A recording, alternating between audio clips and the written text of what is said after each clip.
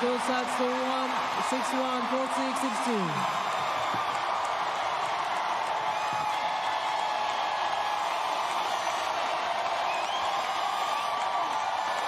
She had 48 hours to enjoy the biggest win of her life. She got less than 72, and the woman waiting for her on the other side of the world wasn't there to congratulate her. She was there to end her. So here's the question nobody wanted to say out loud. Was Washington the beginning of something historic? Or was it the one perfect week a player gets before the tennis world remembers how to beat her? Because in this sport, there is no such thing as a free pass. There is no such thing as resting on a trophy. There is only the next match, and the next match doesn't care what you did last week. Alex had just done the impossible. A first WTA title, a nation erupting, her name suddenly everywhere. On broadcasts she'd never been mentioned on before, on timelines that had ignored her a year earlier, on the lips of people who couldn't have picked her out of a lineup a month prior. It was the kind of moment athletes dream about their entire lives and only a handful ever actually touch. And it lasted exactly as long as it takes to pack a suitcase. Because 2 nights later, she wasn't holding a trophy. She was standing under different lights, in a different country, staring across the net at a problem she already knew intimately. A problem that had beaten her before. Let that sink in for a second.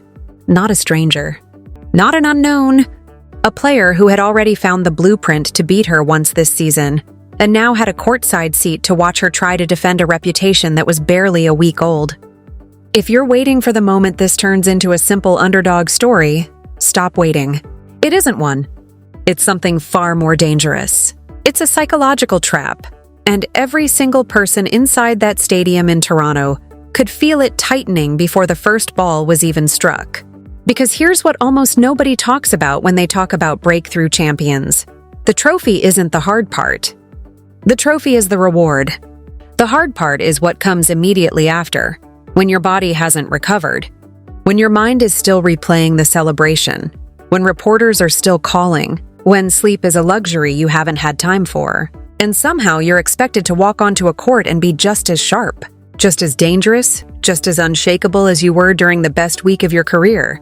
History is brutal to players in this exact position. Ruthlessly, repeatedly brutal. Ask any coach, any analyst, any veteran who has lived through that exact 72-hour window, and they'll tell you the same thing. The crash usually comes fast. The body says yes, but the legs say no. The mind wants to fight, but keeps drifting back to the ceremony, to the flag, to the tears, to the noise. And on the other side of the net stands someone who has done nothing but study exactly how to exploit that fatigue. Her name was Alycia Parks, and if you know anything about her game, you already know why this matchup had people nervous. She isn't a grinder. She isn't someone who wins through patience and 15-shot rallies. She wins through violence, controlled, explosive, first-strike violence. A serve that arrives like a warning shot. A forehand that doesn't ask permission. She wants points over in 4 strokes or fewer, and when her timing is on, there is very little any opponent can do except survive and hope the storm passes. Now picture that storm arriving less than 3 days after the biggest emotional high of your life. Picture your legs still heavy from champagne-soaked celebrations and connecting flights. Picture cameras already waiting to capture the moment the fairy tale cracks. Because, make no mistake, plenty of people expected exactly that. Quietly, in press rooms and group chats and prediction threads, the sentiment was the same. This is where it ends. This is where the magic runs out. And honestly, they had history on their side. Except nobody accounted for one thing. Nobody accounted for what was actually happening inside Alex's head walking into that match. Because somewhere between the plane landing and the warm-up beginning, something had shifted. This wasn't a girl chasing a moment anymore.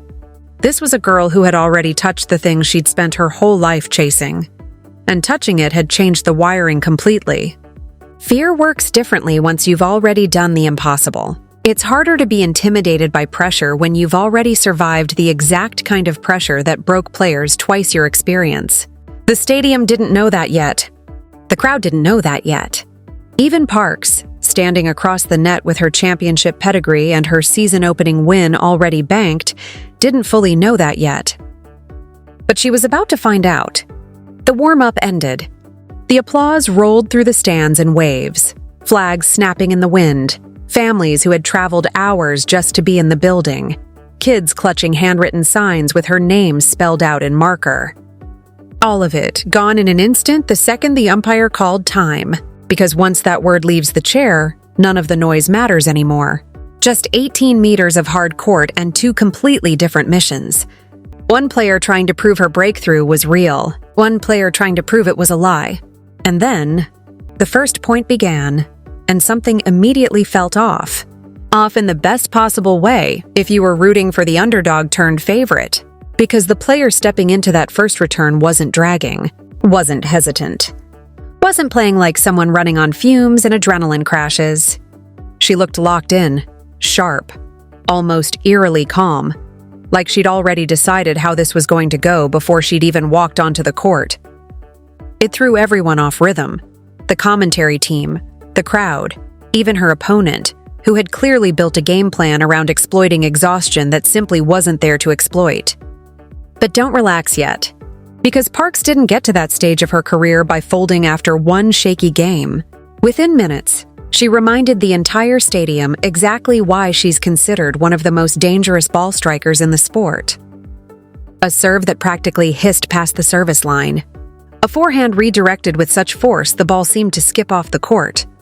Suddenly, the match felt like it was supposed to feel brutal, physical, a genuine collision of styles.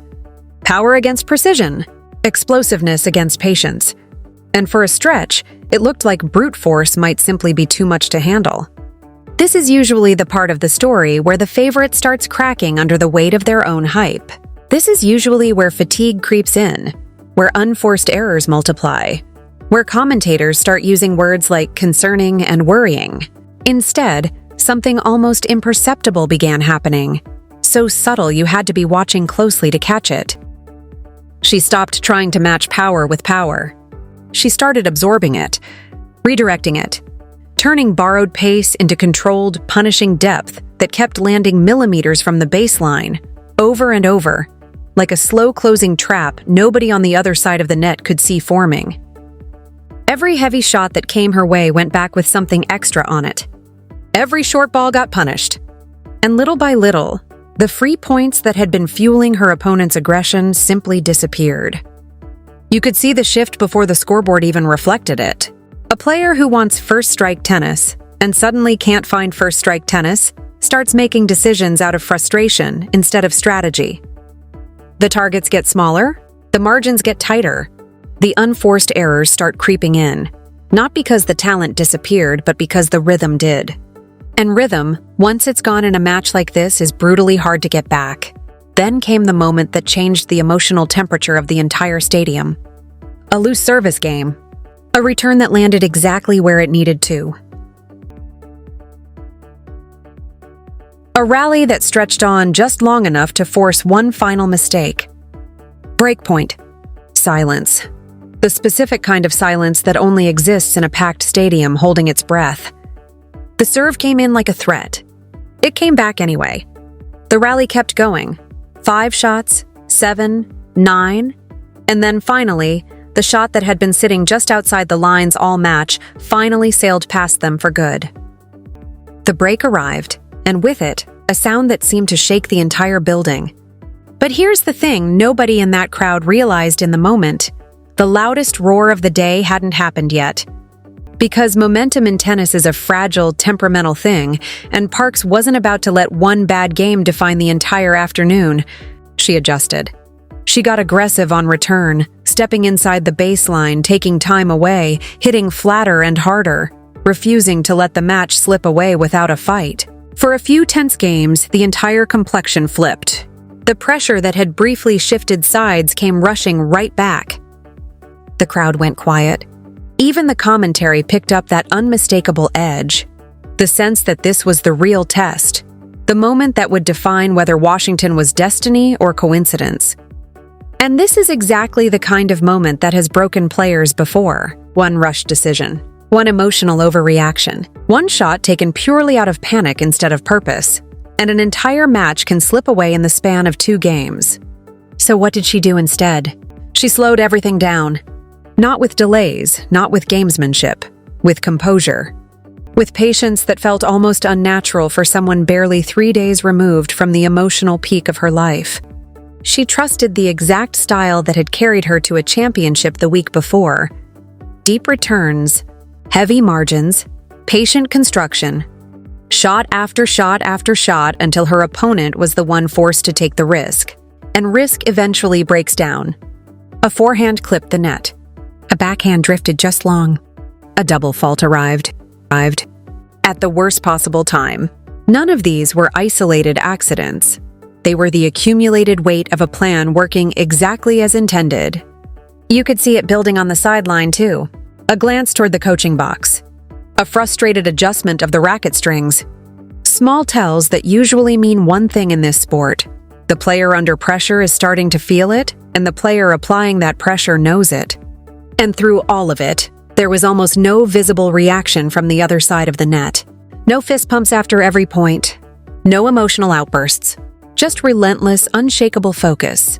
The kind that used to be the exact thing people questioned about her before Washington happened. Could she hold up under real pressure?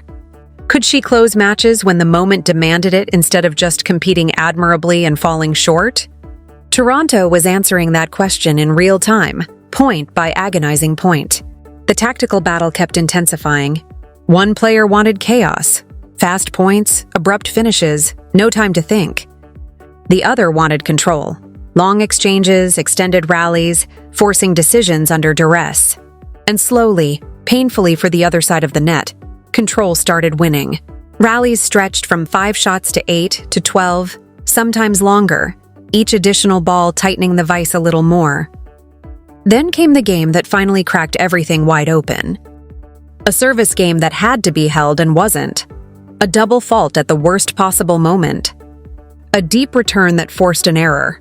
Suddenly, the game was slipping away point by point, and the stadium rose to its feet, sensing something enormous building. An ace saved one break point. It wasn't enough to save the second. What followed was one of the cleanest, most controlled returns of the entire match. Low, deep, unreturnable in everything but desperation. And the reply that came back was short enough to finish. One clean strike, game, another break. The stadium detonated into noise, flags waving overhead. A nation thousands of miles away watching through phone screens and staying up well past midnight just to witness it live. And still, no wild celebration. Just a glance toward her team. One controlled fist pump. A walk back to her chair like the job wasn't finished. Because it genuinely wasn't. That single detail told you everything about where her head was. This wasn't about chasing one more upset anymore. This was about protecting a new standard she had just set for herself. And she knew, the way only truly dangerous competitors know, that the most treacherous moment in any match isn't when you're behind. It's when victory is close enough to touch, and your mind starts wandering toward the finish line before your legs get there. That exact trap has swallowed better players in worse positions. So what happened next mattered more than almost anything that came before it. Because closing out a match when your opponent has absolutely nothing left to lose is its own unique kind of pressure. And Parks made sure that pressure stayed alive until the very last point. One final surge, a booming serve, a fearless forehand winner, a return that had the crowd on its feet all over again. The exact kind of desperate, all-in tennis that has flipped matches before. For one tense stretch, it genuinely felt like it might happen again. And then, once more, the response came.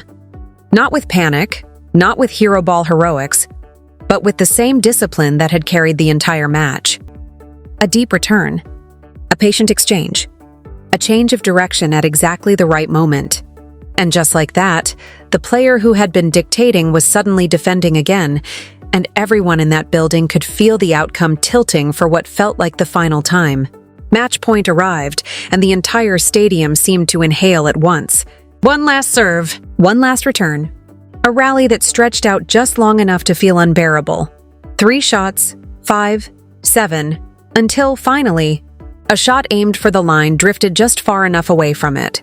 Game, set, match. And here's the part that says more than any statistic ever could. There were no tears this time, no collapse to the ground, no disbelief written across her face. Just a small, knowing smile, a glance toward her team, and a calm walk to the net like this. This exact kind of pressure, on this exact kind of stage, was starting to feel less like a miracle and more like something she simply expected of herself now. That's the difference between a moment and a mindset. Washington had been the moment everyone saw coming, the breakthrough years in the making. Toronto was something far more dangerous for every future opponent watching. Proof that the breakthrough wasn't a peak. It was a baseline, because anyone can catch fire for one incredible week. History is full of those stories, full of one-tournament wonders who flare brightly and vanish just as fast. What separates the ones we remember forever from the ones we forget by next season is exactly what happened in that stadium in Toronto. The ability to back it up immediately, under pressure, against someone who already knew how to beat you, with the entire tennis world watching to see if it was real. It was real. And now every single player left in that draw understands something they didn't fully understand a week earlier. This isn't a rising star hoping to sneak up on the sport anymore. The element of surprise is gone forever, and in its place is something far more dangerous. A competitor who has already proven she can survive the spotlight, absorb the power, weather the storm, and still be the one standing when the noise fades. So here's the real question, the one that actually matters now, the one that's going to follow her into every tournament for the rest of this remarkable stretch. It was never really about whether she could win once. It was always about what happens after. And now the entire tour knows the answer. If you want to stop this run, you're going to have to earn it, point by brutal point, because she's already shown she won't hand it to anyone easily. And that, more than any trophy, is the moment a career actually begins.